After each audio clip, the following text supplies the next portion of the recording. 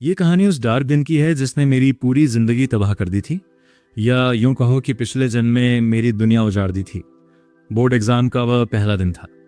मैंने एक लड़की की जान बचाई, लेकिन बदले में मुझे क्या मिला? मुझ पर छेड़छाड़ का इल्जाम लगा दिया गया। जैसे ही मैं अपना एग्जाम देकर बाहर निकला तो इंटरनेट पर बवाल मच चुका था। वह लड़की वीडियो में फूट फूट कर रो रही थी और कह रही थी कि मैंने मदद करने के बहाने उसका फायदा उठाया। उसने बड़ी चालाकी से कहा कि कोई भी लड़की अपनी इज्जत दांव पर लगाकर किसी को झूठा नहीं फंसाएगी। बस उसकी इसी एक लाइन ने मुझे पूरी दुनिया की नजरों में एक मॉन्स्टर बना दिया। मैंने अपना सारा दर्द खामोशी पी लिया और अपनी पूरी जान लगाकर 666 नंबर हासिल किए। मुझे लगा कि बड़े न्यूज चैनल मेरा इंटरव्यू लेने आएंगे और मेरी सच्चाई पूरी दुनिया के सामने आ जाएगी। लेकिन इंसाफ की जगह मुझे क्या मिला? मुझे अपने माँ बाप की मौत की खबर मिली। कुछ सिरफिरे लोगों ने उनकी जान लेने के लिए उन पर गाड़ी चढ़ा दी थी, लेकिन किस्मत ने एक भयानक पलटी मारी और मुझे अपनी जिंदगी दोबारा जीने का मौका मिल गया। मैं फिर से उसी सुबह में लौट आया जहां मेरे हाथ में एडमिट कार्ड था और सामने वही पुराना रास्ता। पिछले जन्म में मेरा एग्जाम सेंटर काफी दूर था, इसलिए मैं 2.5 घंटे पहले ही अपने घर से निकल गया था। मैं बस स्टैंड पे खड़ा होकर एग्जाम स्पेशल बस का इंतजार कर रहा था। तभी मेरे बगल में खड़ी वह लड़की, जिसका नाम जेंग्यू था, अपना सीना पकड़कर अचानक जमीन पर गिर पड़ी। मेरी माँ एक नर्स हैं और उन्होंने मुझे CPR देना सिखाया था। मैंने बिना कुछ सोचे समझे उसकी जान बचाई और एम्बुलेंस का इंतजार किया और फिर भागते भागते अपने सेंटर तक पहुंचा। लेकिन जब मैं अपना एग्जाम देकर बाहर निकला और फोन चालू किया तो मेरे पैरों तले जमीन खिसक गई।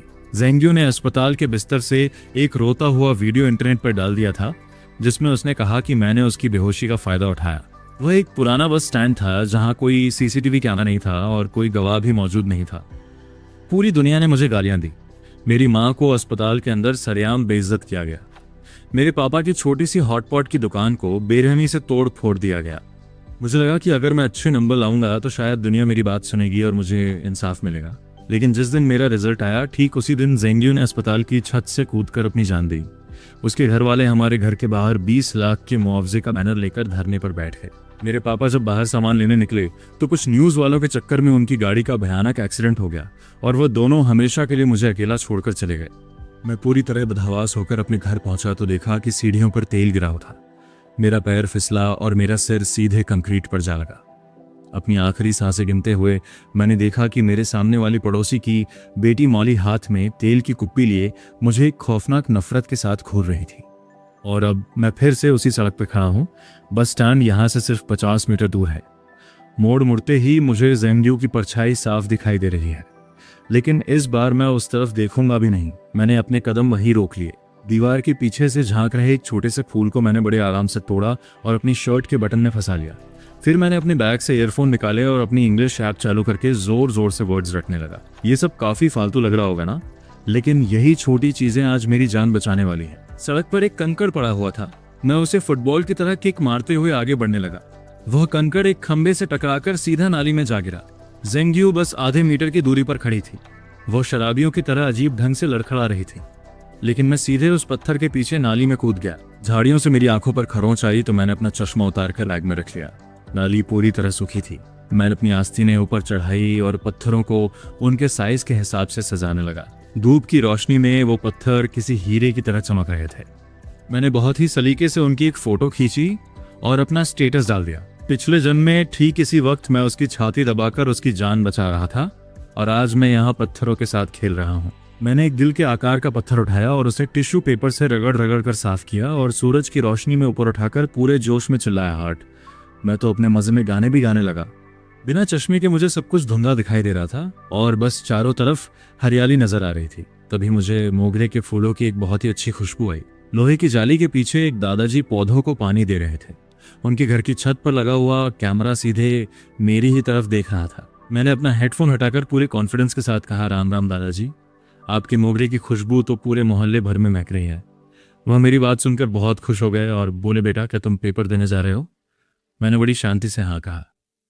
उन्होंने मुझे ढेर सारे सुंदर फूल तोड़कर दे दिए। इस पूरे सेटअप में 10 मिनट का वक्त और निकल गया। तभी कुछ आंटियां झूला लेकर बस स्टैंड की तरफ आती हुई दिखाई दी। मैं फूलों का गुच्छा लेकर चुपचाप उनके पीछे पीछे चलने लगा।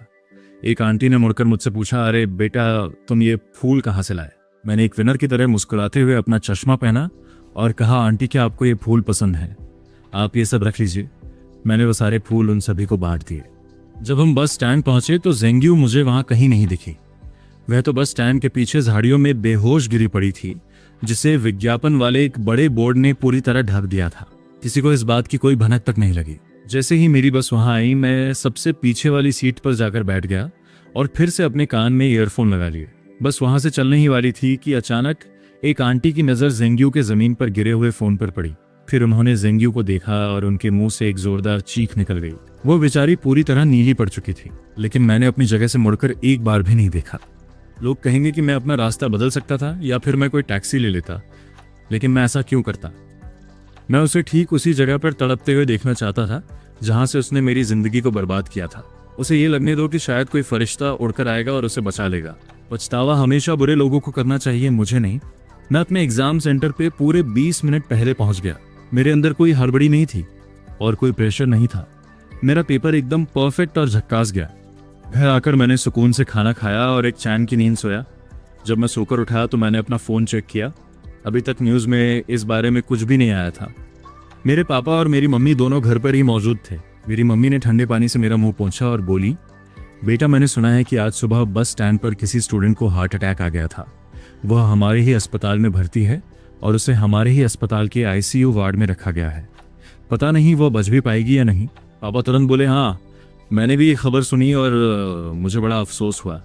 इतनी कम उम्र है और ऊपर से आज उसका एग्जाम का दिन था। लेकिन बेटे तुम ये सब मत सुनो, वरना तुम फालतू में डर जाओगे। मेरे मम्मी पापा कितने ज़्यादा भोले और कितने नेक दिल इंसान हैं। वो लोग आज भी उस लड़की के लिए अपनी हमदर्दी जता रहे हैं कि वो बेचारी अपना एग्जाम नहीं दे पाई।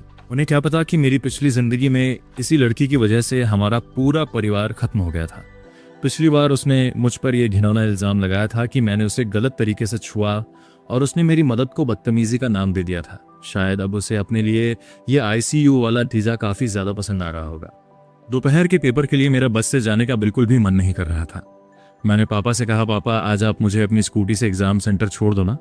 अपनों को एक बार खोने का दर्द असल में क्या होता है, ये बात मैं बहुत अच्छे से जानता था। इसलिए अब मैं उनके साथ बिताए हुए हर एक पल को अपनी मुट्ठी में कैद कर लेना चाहता था। पापा ने स्कूटी के पीछे लगा हुआ वो सामान ढोने वाला कैरियर हटाया और सीट को कपड़े से रगड़ रगड़ कर चमकाया और हंसते हुए बोले, अरे तू तो अब अपने बा से भी लंबा हो गया है, तो तू अपने पैर कहाँ रखेगा? मेरी हाइट 6 फुट 3 इंच थी और मेरे पापा बेचारे मुश्किल से 5 फुट 6 इंच के थे। मैंने पीछे बैठते हुए उनके कंधों पर अपना हाथ रखा। पापा एग्जाम खत्म होते ही हम सब दादा दादी के पास सीधे गांव चलेंगे, बात पक्की है ना? पापा ने बहुत धीरे से स्कूटी का एक्सेलरेटर घुमाया। हम अभी कैसे जा सकते हैं? तेरी कॉलेज की पढ़ाई बाकी है और फिर तेरे लिए एक घर खरीदने के लिए मुझे पैसे भी तो जोड़ने हैं। मैंने अपना सिर उनके चौड़े कंधे पर आराम से टिका दिया। पैसे तो हम कभी कमा लेंगे पापा, लेकिन हमारी ये छुट्टियां फिर वापस लौट कर नहीं आएंगी। हमें पूरे 3 साल हो गए हैं और हम सब एक साथ कभी गाँव नहीं गए। मेरी पढ़ाई के चक्कर में हम लोग हमेशा अलग अलग ही गाँव जाते थे। पापा मेरी बात सुनकर थोड़े हिचकिचाए तो मैंने अपना सबसे पावरफुल आखिरी हथियार निकाल लिया। मैं उन्हें पीछे से हिलाने लगा, बिल्कुल अपने बचपन की तरह। 18 साल का इतना लंबा लड़का जब एक छोटे बच्चे की तरह जिद करने लगे तो एक बाप पिघल ही जाता है। अरे वो तो सीधा बैठ मुझे गिराएगा क्या? पापा खिलखिलाकर हंसने लगे।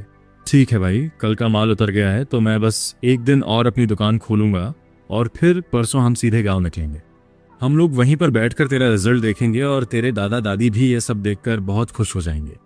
एग्जाम सेंटर पहुंचकर जब मैंने पीछे मुड़कर देखा तो पापा अपनी स्कूटी थामे बहुत ही प्यार से मुझे देख रहे थे। मेरी आंखें पूरी तरह से भर आईं। मैंने हवा में अपना मुक्का दिखाकर उन्हें ऑल द बेस्ट कहा और मैं अंदर चला गया। मेरा पेपर एकदम जबरदस्त और शानदार हुआ। आखिर में अपने स्कूल का टॉपर जो था। अगर जेंग्यू वाला वो घटिया कांड नहीं हुआ होता तो मेरा फ्यूचर कितना ज्यादा ब्राइट और सुनहरा होता। शाम को पापा मुझे फिर से लेने। हाँ तू थका तो नहीं है ना? क्या तुझे भूख लगी है? तू थोड़ा पानी पी ले। उन्होंने मुझे अपने थर्मस से पानी पिलाया। मैंने एक अंगड़ाई ली और कहा, पापा बस मुझे अब जाकर सोना है। पिछले जन्म में उस खौफनाक हादसे के बाद मैं एक रात भी चैन से नहीं सो पाया था, लेकिन आज तो नींद जैसे मेरी आंखों पर हावी होती जा रही थी। मैं घर पहुंचा तो मम्मी अपनी नाइट शिफ्ट पर जा चुकी थी। पापा खाना बनाने लगे और मैं नहाकर सीधे अपने कमरे में आ गया। इंटरनेट पर अभी भी पूरी तरह से सन्नाटा छाया हुआ था। जेंग्यू की हालत बहुत ज़्यादा खराब थी, लेकिन मुझे अच्छे से पता था कि उसके घर वाले कितनी बड़ी आफत है, इसलिए असली ड्रामा तो अब जाकर शुरू होगा। वैसे जेंग्यू मेरी जूनियर हाई स्कूल की क्लास में मेरे साथ ही पढ़ती थी। लेकिन मुझे उसका चेहरा तक ठीक से याद नहीं था। पिछले जन्म के उस वीडियो में उसने ये झूठा दावा किया था कि मैं तब से उस पर लाइन मारता था। उसने मुझे गंदी नाली का चूहा कहा था, जिसके बाल हमेशा चिपचिपे रहते हैं और जिसके पास से हमेशा बदबू आती है, जबकि मैं दिखने में काफ़ी स्मार्ट और परफेक्ट हूँ। लोग तो मुझे ये तक कहते हैं कि मेरा वाइफ किसी हीरो की तरह लगता है। अगर वो मरती नहीं तो मैं किसी भी तरह से अपनी बेगुनाही साबित कर देता, लेकिन एक मरे हुए इंसान से कोई भी कभी नहीं जीत सकता। पिछले जन्म में मुझे किसी ने एक गुमनाम फोटो भेजी थी। एक कबाड़खाने जैसे दिखने वाले कमरे की दीवार पर मेरी ढेरों फोटो लगी हुई थी। मेरी खोई हुई चीज़ें, जैसे मेरा तौलिया, मेरी पानी की बोतल, मेरे इस्तेमाल किए हुए पेन और यहाँ तक कि मेरे पुराने अंडरवियर और फटे जूते भी वहाँ पर बहुत संभाल कर रखे गए थे। वो असल में ज़ैंग्यू का कमरा था। वो लड़की पूरी तरह से साइको थी। वह हर वक्त मेरा पीछा करती थी और मेरा कूड़ेदान तक छान मारती थी। उस दिन बस स्टैंड पर उसका होना कोई मामूली इत्तेफाक नहीं था, बल्कि एक बहुत ही सोची समझी डार्क साजिश थी। उसके लालची घरवालों को बस किसी भी तरह से पैसा चाहिए था। मरने से ठीक पहले उसने मुझे फ़ोन करके कहा था कि अगर मैं उससे शादी कर लूं और उसके माँ बाप को 10 लाख का दहेज दे दूं तो वो ये सब कुछ ठीक कर देगी। उसकी ये बात सुनकर मुझे ऐसा लगा जैसे किसी गंदे चूहे ने मुझे चूमने को कह दिया हो। मुझे उस पल सच में उल्टी आ गई थी। उसके बाद उसने सुसाइड कर लिया था। मेरे पास उसकी रिकॉर्डिंग मौजूद थी, लेकिन पूरी दुनिया ने यही कहा कि मरने वाला इंसान कभी झूठ नहीं बोलता। लेकिन एक बड़ा सवाल अभी भी मेरे दिमाग में घूम रहा था। उसे ये बात कैसे पता थी कि मैं उसी बस स्टैंड पे आऊंगा? तभी अचानक मुझे याद आया कि मरते वक्त मैंने अपनी पड़ोसी मौली को देखा था। मौली और मैं हमेशा साथ ही पढ़ते थे, लेकिन हमारे घरों में कभी भी कोई बातचीत नहीं होती थी। उसके माँ बाप पेशे से टीचर थे और वो बहुत ही ज़्यादा सख्त इंसान थे। उसकी ज़िंदगी का एक एक मिनट उनके कंट्रोल और उनके हिसाब से चलता था। अक्सर हमारे कमरे की दीवार के पीछे से उनके चिल्लाने की तेज आवाज़ आती थी। गधी है तू, एकदम गधी। उस पड़ोस के चाट बेचने वाले के लड़के से जाकर कुछ सीख। मेरे पापा ने पहले एक छोटा सा चाट का ठेला लगाया था, फिर अपनी कड़ी मेहनत से उन्होंने अपनी दुकान खोली थी। वो लोग हमें हमेशा अपने से नीचा ही समझते थे, लेकिन मैं पढ़ाई में हमेशा नंबर 1 आता था, जिसकी वजह से मौली को मुझसे एक भयानक नफरत होने लगी थी। अगले दिन के पेपर के बाद मैंने अपने दोस्तों के साथ पार्टी करने का बहाना बनाया और मैं चुपचाप जाकर 3 छोटे हिडन कैमरे खरीद लाया। मुझे अपनी ताकत और अपने दिमाग पर पूरा भरोसा था, लेकिन इन लोगों की डार्क मैनिपुलेशन से बचने के लिए मेरे पास मजबूत सबूत होना बहुत ज़रूरी थे। एक कैमरा मैंने अपने घर के पुराने लोहे के दरवाजे के पीछे शुभ लाभ के स्टिकर के ठीक नीचे छिपा दिया। दूसरा कैमरा मैंने घर के अंदर लगाया और तीसरा कैमरा मैंने अपने कमरे की खिड़की के पर्दे के ऊपर सेट किया, जहां से मौली के कमरे का 2/3 हिस्सा एकदम साफ नजर आता था। जैसे ही मैंने अपने फोन पर ऐप खोलकर कैमरा चेक किया तो मेरे हाथ बुरी तरह से कांपने लगे। मौली के कमरे की दीवार पर मेरी एक बहुत बड़ी सी फोटो लगी हुई थी, जिस पर एक लाल पेन से बहुत बड़ा सा एक्स बना हुआ था। वह लाल रंग नीचे की तरफ ऐसे बह रहा था जैसे कोई ताज़ा खून हो। मेरा चेहरा तीरों से पूरी तरह से छलनी कर दिया गया था। अब ये बात 100% पक्की हो चुकी थी। पिछले जन्म में मुझे पूरी तरह से बर्बाद करने वाली वो साजिश और कुछ नहीं, बस एक खतरनाक ट्रैप थी। तो ये मौली ही थी। वो गुमनाम फोटो भी पक्का इसी ने भेजी होगी। मैंने तुरंत एक नया फेक अकाउंट बनाया और मौली का सोशल मीडिया ढूंढ निकाला। वहां मैंने जो देखा उसे देखकर मेरे रोंगटे खड़े हो गए। उसकी पूरी प्रोफाइल जानवरों पे जुल्म करने वाले भयानक वीडियो से भरी पड़ी थी। हमारे मोहल्ले की मासूम बिल्लियां और कुत्ते। मैं इतने सालों से एक साइको के ठीक बगल में रह रहा था। मैंने बिना वक्त बर्बाद किए फौरन उन सबका स्क्रीनशॉट लिया और स्क्रीन रिकॉर्डिंग कर ली। तभी उसकी फॉलोइंग लिस्ट में मुझे एक जाना पहचाना चेहरा नजर आया। मेरा एक ऐसा फॉलोवर जो कभी खुद कुछ पोस्ट नहीं करता था, पर मेरी हर पोस्ट को दिन में 50 बार जरूर देखता था। मुझे शक हुआ कि क्या ये ज़ैंग्यू है। इस वक्त मैंने वो दिल वाला पत्थर और अपने घर के आंगन के मोगरे के फूलों की एक साथ फोटो खींची और इंटरनेट पर डाल दी। साथ में मैंने एक प्यार भरी कहानी भी शेयर कर दी। एग्जाम खत्म होने के अगले ही दिन मम्मी ने अपनी 15 दिन की छुट्टी ले ली। पापा ने दुकान पर ताला जड़ा और हम तीनों सीधे अपने गांव निकल गए। जब गांव वालों ने प्यार से गले लगाया तब जाकर मेरे कलेजे को असली ठंडक मिली। पिछले जन्म का वो सारा डर और डिप्रेशन जैसे कहीं गायब ही हो गया। मैं अपने छोटे भाइयों और अपने कुत्ते के साथ खेतों में पागलों की तरह दौड़ता और खेलता रहता, पर मेरी पैनी नजर अभी भी इंटरनेट पर ज़ैंग्यू की खबरों पर ही टिकी हुई थी। मेरी उम्मीद के मुताबिक आईसीयू में 6 दिन पड़े रहने के बाद उसे होश आ गया और बिल्कुल पिछले जन्म की ही तरह उसने इंटरनेट पर अपना विक्टिम कार्ड खेलते हुए रोना धोना शुरू कर दिया। उसने बस स्टैंड पर मौजूद उन 7 आंटियों, उस बस ड्राइवर और मुझ पर यह घिनौना इल्जाम लगाया कि हमने उसे वहां मरते हुए छोड़ दिया। उसकी हालत सच में तरस खाने लायक हो चुकी थी। दिल का दौरा पड़ने और इलाज मिलने के बीच पूरे 40 मिनट का गैप हो गया था, जिससे उसके शरीर की पूरी तरह से बैंड बच चुकी थी। अब उसे जरा सा भी झटका लगता तो उसकी जान जा सकती थी। उसके दिमाग की कोशिकाओं को गहरा नुकसान पहुंचा था और ऑक्सीजन की कमी से उसकी किडनियां पूरी तरह फेल हो गई थी। अब वो अपनी पूरी जिंदगी डायलिसिस के भरोसे ही जिंदा रहने वाली थी। वो 18 साल की थी, एग्जाम देने निकली थी और उसके साथ जो हुआ वो बुरा हुआ। ये बात सच है। पर क्या इसका मतलब ये है कि हम सब उसकी बर्बादी का बिल भरें? बिल्कुल पिछले जन्म की तरह इंटरनेट के इन कीड़ों ने बस स्टैंड पर मौजूद हर इंसान की कुंडली खंगालनी शुरू कर दी। मैं उस दिन सबसे पीछे था, लेकिन फिर भी सबसे पहले मुझे ही निशाना बनाया गया। किसी ने मेरी सुबह 6:30 बजे घर से निकलने वाली फोटो इंटरनेट पर डाल दी और ये सवाल उठाया कि 5 मिनट का रास्ता तय करने में मुझे पूरे 60 मिनट क्यों लग गए। लोग कमेंट्स में ज्ञान देने लगे कि भाई तूने इतनी देर क्यों लगाई, इसमें पक्का तेरी भी गलती है। मतलब वाह भाई, किसी पर इल्जाम लगाने की भी एक हद होती है। पर इस बार मैं कोई कच्चा खिलाड़ी नहीं था। मैंने रास्ते भर जो भी फोटो खींची थी और 6:50 पर जो पत्थर वाला स्टेटस डाला था, वो सब मेरे पक्के सबूत थे। पापा ने उस मोगरे वाले दादाजी से बात की जो हमारी दुकान के पुराने कस्टमर थे। दादाजी ने बिना सोचे अपने घर के सीसीटीवी की फुटेज हमें दे दी। उसमें एकदम साफ दिख रहा था कि 7 बजे तक तो मैं मजे से उनसे बातें कर रहा था और फूल तोड़ रहा था। उस मोड़ की वजह से मुझे बस स्टैंड का वो हिस्सा दिख ही नहीं रहा था और ऊपर से मैं अपना चश्मा भी नहीं पहना हुआ था। मोहल्ले के बाकी पड़ोसियों के कैमरों ने भी ये साबित कर दिया कि मैं उस वक्त वहीं पर था। बस के कैमरे ने साफ दिखा दिया कि मैंने बस स्टैंड पर पैर रखने से पहले ही सीधे गाड़ी में एंट्री मार ली थी। मेरा ज़ेंगियों से आमना सामना कभी हुआ ही नहीं। जब इतने पक्के और सॉलिड सबूत दुनिया के सामने आए तो लोगों की सारी सहानुभूति मेरी तरफ मुड़ गई। मैं तो बस एक सीधा साधा स्टूडेंट था जिसे इस गंदे खेल में बेवजह घसीटा जा रहा था। और वो आंटियां, भाई साहब वो तो एकदम प्रोफेशनल फाइटर निकली।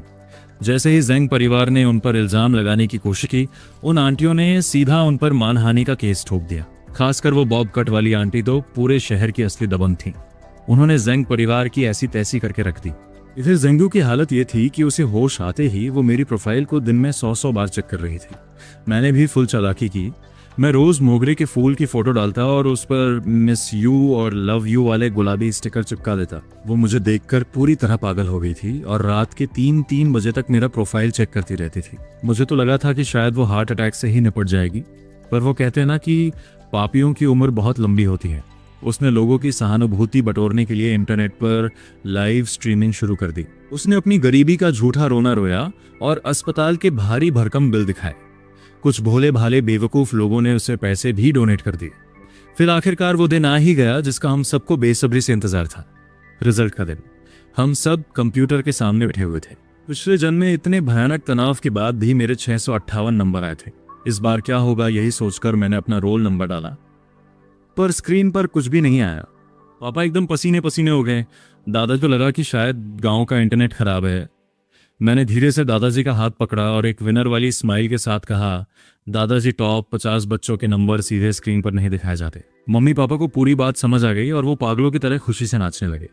पूरे मोहल्ले और गांव को पता चल गया कि आज कुछ बहुत बड़ा हुआ है। दादाजी की आंखों से तो खुशी के आंसू ही नहीं रुक रहे थे। उन्होंने पापा को डांटते हुए कहा, अरे वो बुद्धू ऐसे खड़ा क्या है, जा शहर से बढ़िया मीट मछली और मिठाई मंगवा, आज हम पूरे गांव को दावत देंगे। तभी अचानक पापा का फोन बजा। स्क्रीन पर नंबर देखते ही मेरी खुशी से चीख निकल गई। पापा, ये तो टॉप यूनिवर्सिटी वालों का फोन है। पापा के हाथ इतने कांप रहे थे कि वो फोन ही नहीं उठा पा रहे थे। दादाजी ने झट से फोन छीना और फुल टशन में बोले, हेलो, हाँ मैं उसका दादा बोल रहा हूँ। जी बहुत बहुत शुक्रिया। पापा और मम्मी ने अपना कान लगा रखा था, पर दादाजी ने उन्हें पास नहीं आने दिया। फोन कटा तो दादाजी और पापा दोनों खुशी के मारे रो पड़े। बेटा, तूने तो सच में कमाल कर दिया। तेरे 708 नंबर आए हैं, तू पूरे स्टेट का टॉपर बन गया है। बस फिर क्या था, टीवी वाले सीधे हमारे गांव पहुंच गए। मेरा जोरदार इंटरव्यू हुआ और पूरे देश में मेरा नाम छा गया। जो दोगले लोग पहले ज़ेंगियों की बातों में आकर मुझे गालियां दे रहे थे, अब वही लोग मेरी तारीफों के पुल बांध रहे थे। ज़ेंगियों की सारी पोल दुनिया के सामने खुल गई। लोग अब उसे सोशल मीडिया पर झूठी और अटेंशन सीकर कहकर बुरी तरह गालियां देने लगे। बड़े बड़े स्कूल और कॉलेज वाले पापा को फ़ोन करके मुझे इनाम देने की बातें करने लगे। पापा ने कहा कि अब हम गांव में और नहीं रुक सकते, हमें शहर जाना ही होगा क्योंकि एडमिशन की सारी फॉर्मेलिटी पूरी करनी है। दादा दादी को यह खौफ था कि कहीं कोई मेरा एडमिशन लेटर ही ना चुरा ले। मैं तो यही चाहता था कि गांव में तब तक रुकूं जब तक ज़ेंगियों का यह सारा घटिया तमाशा पूरी तरह ख़त्म ना हो जाए। पर मेरा पूरा परिवार गाड़ी में बैठा और हम वापस अपने शहर आ गए। जैसे ही हमारी गाड़ी मोहल्ले के गेट पर रुकी, वहाँ पड़ोसियों ने हमें ऐसे घेर लिया जैसे कोई बहुत बड़ा फिल्मी सितारा आ गया हो। मजबूरी में हमें गाड़ी से नीचे उतर पड़ा। मेरे पापा एक पुराने बिजनेसमैन हैं और वो मोहल्ले के हर एक बंदे को बहुत अच्छे से जानते हैं। लोग जोर जोर से चिल्लाने लगे, अरे सेठ जी वापस आ गए। बहुत बहुत बधाई हो भाई, क्या खिलाया था लड़के को जो 708 नंबर ले आया? आखिर कैसे पढ़ता था ये? मेरे पापा ऐसे फूल कर कुप्पा हो गए और बोले, अरे हमने इसे क्या सिखाना था, ये तो हमेशा से ही अपनी क्लास में टॉप 3 में रहता था। एक आंटी ने बड़ी उत्सुकता से पूछा कि ये खाता क्या है और कौन सी किताबें पढ़ता है। पापा ने एकदम परफेक्ट मौका देखकर चौका मारा और बोले, अरे और क्या खाएगा, ये तो हमारी दुकान की स्पेशल मटन करी और मसाला हांडी खाता है, एकदम असली मसालों वाली, जिससे दिमाग तेज रहता है और पेट एकदम ठंडा। पापा ने मुझे सबके सामने आगे कर दिया। मैं भी फुल एटीट्यूड में जानबूझकर अपने पंजों पर खड़ा हो गया ताकि अपनी 6 फुट से ज्यादा वाली हाइट उन सबको दिखा सकूं। सारी आंटियां मुझे ऊपर से नीचे तक घूरने लगी। कोई मेरे सिर पर प्यार से हाथ रख रही थी तो कोई मेरे गाल खींच रही थी। सब लोग यही कह रहे थे कि कितना सुदर्शन लड़का है, एकदम खानदानी शक्ल है इसकी। सब अपनी अपनी औलादों के लिए मेरा आशीर्वाद चाह रहे थे। मैं वहाँ से बड़ी मुश्किल से अपना पीछा छुड़ाकर घर की तरफ भागा तो पापा ने चाबियों का गुच्छा मेरी तरफ उछाला और बोले, जल्दी जा दुकान खोल और साफ सफाई शुरू कर। मैं बाजार से माल लेकर आता हूँ, आखिर तेरी कॉलेज की फीस भी तो निकालनी है। पापा को अभी भी अपने स्टॉपर बेटे की हाई डिमांड का बिल्कुल भी अंदाजा नहीं था। मैं और मम्मी अभी दुकान झाड़ ही रहे थे कि पूरा का पूरा मोहल्ला हमारी दुकान पर टूट पड़ा। पड़ोसियों ने तो मम्मी को ये तक सलाह दे डाली कि दुकान का नाम सेठ जी की दुकान से बदलकर सीधा टॉपर की दुकान रख दो। तभी वहां मेरे स्कूल के दोस्त भी पहुंच गए। उन सबका रिजल्ट भी काफी अच्छा आया था। वो सच ही कहते हैं ना कि चढ़ते सूरज को सब सलाम करते हैं। आज वही लोग मेरी आरती उतार रहे थे जो पिछले जन्म में मुझ पर सड़े हुए अंडे और कचरा फेंक रहे थे। रात के 12 बजे तक दुकान पर इतनी भयंकर भीड़ रही कि हमारा सारा का सारा सामान खत्म हो गया। पूरे बाजार की रौनक जैसे लौट कर आ गई थी। नुक्कड़ वाली फूल वाली आंटी ने हमें एक बहुत बड़ा सा बुके गिफ्ट किया जिसमें सूरजमुखी, गुलाब और मोगरे के फूल थे। हम तीनों खुशी से हाथ में हाथ डाले अपने घर की तरफ चल दिए। मम्मी पापा मेरे आगे चल रहे थे और मैं गुलाब के फूलों के पीछे छिपकर अपनी एक बढ़िया सी सेल्फी ले रहा था। जैसे ही हम अपने घर के दरवाजे पर पहुंचे, ठीक सामने वाला दरवाजा खुला। मौली के मम्मी पापा बाहर निकले। उनके चेहरे पर एक अजीब सी बनावटी और चापलूसी भरी मुस्कान थी। अरे सेठ जी, बड़ी देर कर दी आज। पापा ने भी एक विनर वाली स्माइल देकर जवाब दिया, हाँ भाई, आज धंधा जरा चोखा था। बस हमारी इतनी सी बात हुई और हम अपने अपने घर में घुस गए। मैं सीधा नहाने गया और कमरे में आते ही मैंने अपना फोन चेक किया। एकदम वही हुआ जिसका मुझे बेसब्री से इंतजार था। जिंगू मेरा प्रोफाइल छुप छुप कर देख रही थी। मेरा वो अकाउंट मेरे असली नाम से था और मेरे कई दोस्तों ने उस पर कमेंट किया था कि भाई क्या चक्कर है, कोई प्यार व्यार हो गया है क्या। मैंने किसी कमेंट का इनकार नहीं किया। तभी मैंने अपने कमरे के उस हिडन कैमरे की लाइव फीड चेक की और मेरी चीख निकल गई। मेरी चीख सुनकर मम्मी भागती हुई आई और बोली, क्या हुआ बेटा। स्क्रीन पर साफ दिख रहा था कि मौली दीवार से अपना कान लगाकर हमारी बातें छुप छुप कर सुन रही थी। मैंने झट से अपना फोन तकिए के नीचे छिपा दिया और हाथ में अपना चार्जर लेकर बैठ गया। कुछ नहीं मम्मी, बस ये चार्जर मेरे पैर पर गिर गया था। मम्मी ने मुझ पर अपना लाड जताया और वहां से चली गई। उनके जाते ही मैंने तुरंत अपने ईयरफोन लगा लिए।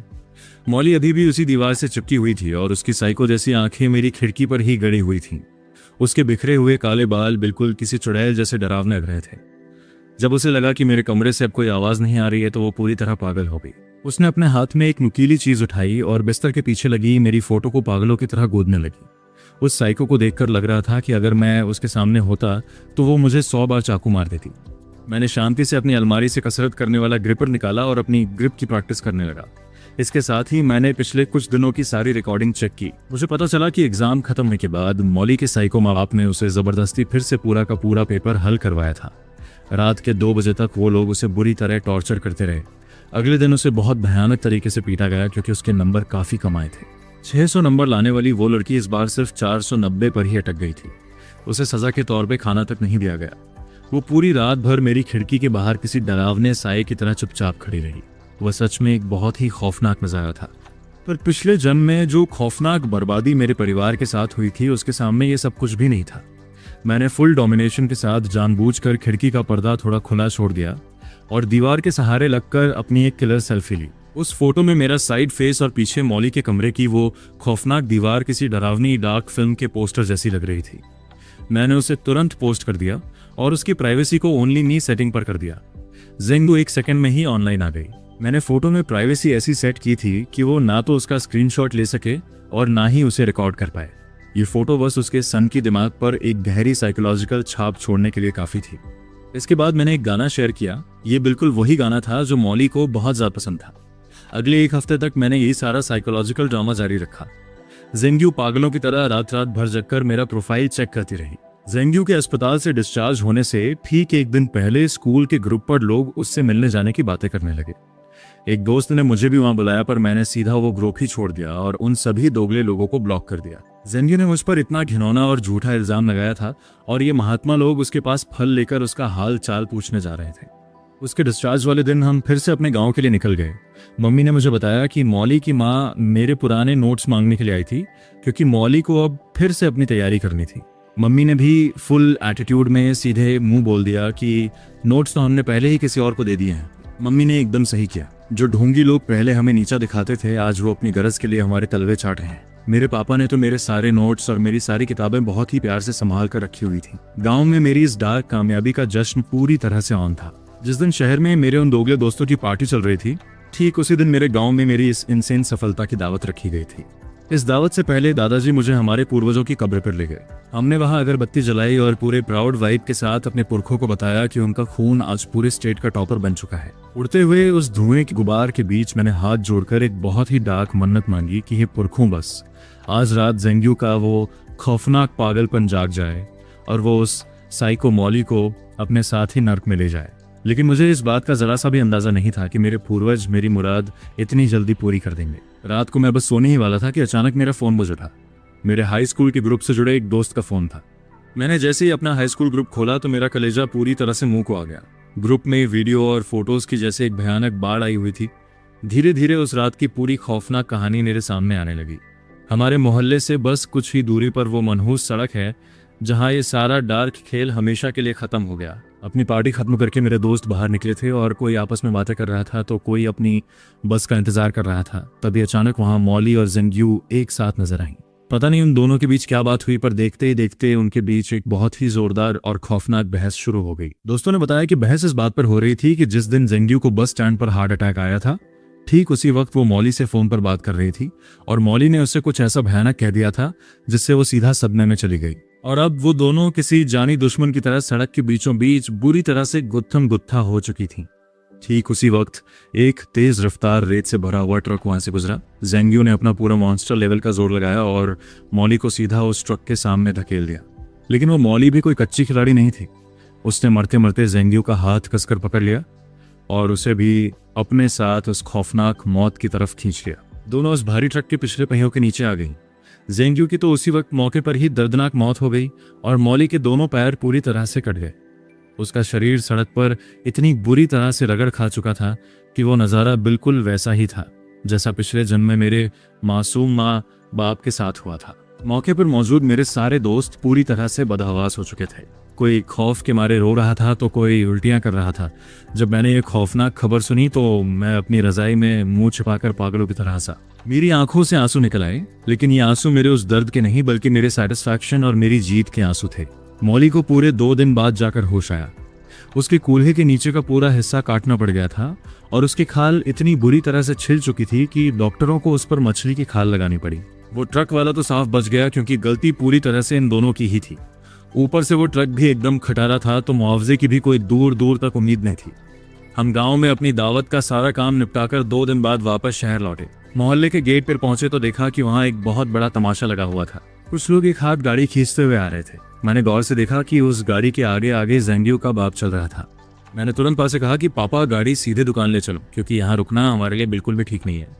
सारा सामान दुकान में रखकर हम भी वो तमाशा देखने पहुंच गए। हमें पता चला कि उस हाथ गाड़ी पर जेंग्यू की लाश रखी हुई थी। इतनी भयंकर गर्मी में उस लाश के ऊपर बस कुछ बर्फ के टुकड़े रखे हुए थे और उसमें से भयानक बदबू आने लगी थी। सारे लोग अपनी नाक सिकोड़कर वहां से दूर खड़े थे। जेंग परिवार का लॉजिक बहुत ही ज्यादा अजीब और बकवास था। उनका ये कहना था कि मौली की वजह से ही उनकी इकलौती बेटी मरी है। अब भले ही जेंग्यू ने खुद मौली को धक्का दिया था, लेकिन जेंग परिवार का तो वही पुराना घिसा पिटा डायलॉग था कि मरने वाला हमेशा सही होता है। मौली के सैकों माँ बाप ने डर के मारे खुद को घर में कैद कर लिया और उसी रात वो चुपचाप अपना घर छोड़कर वहां से भाग गए। लेकिन वो जेंग परिवार इतनी आसानी से शांत होने वाला नहीं था।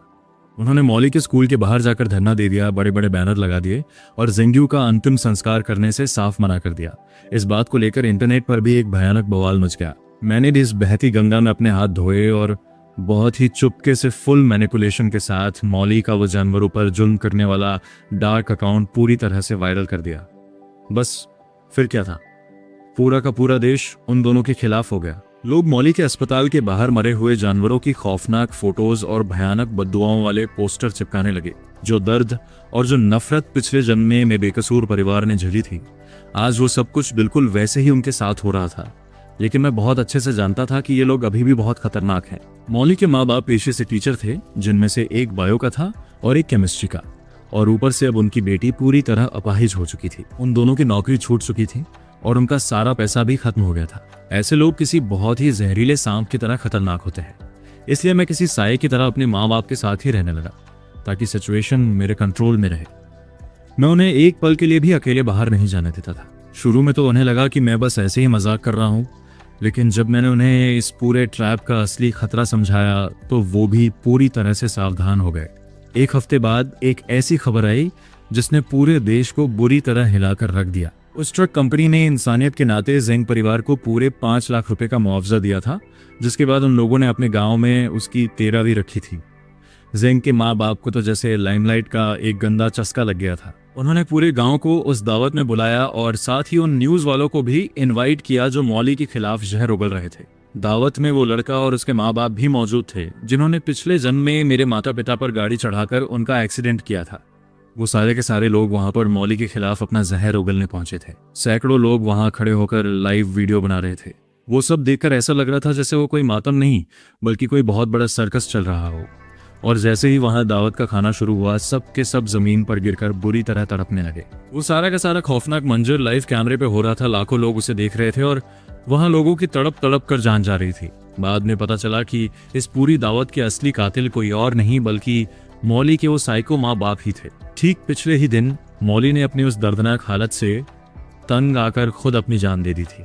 अपनी बेटी के जाने के गम और भयानक गुस्से में उसके माँ बाप पूरी तरह पागल हो चुके थे। उन्होंने बड़ी ही चालाकी से जेंग परिवार की उस दावत के खाने में एक बहुत ही खतरनाक जहर मिला दिया था और वहां मौजूद सबको मारने के बाद उन्होंने खुद को भी आग लगाकर हमेशा के लिए खत्म कर लिया।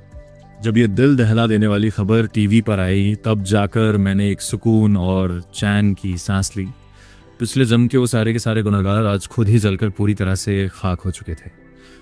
मेरी साइकोलॉजिकल डोमिनेशन और मेरे उस डार्क सेटअप ने उन सभी को उनके असली अंजाम तक पहुंचा दिया था। आज मैं अपने माता पिता के आशीर्वाद और अपने पूरे परिवार की उम्मीदों को लेकर अपनी जिंदगी के एक बिल्कुल नए सफर पर निकल रहा हूं।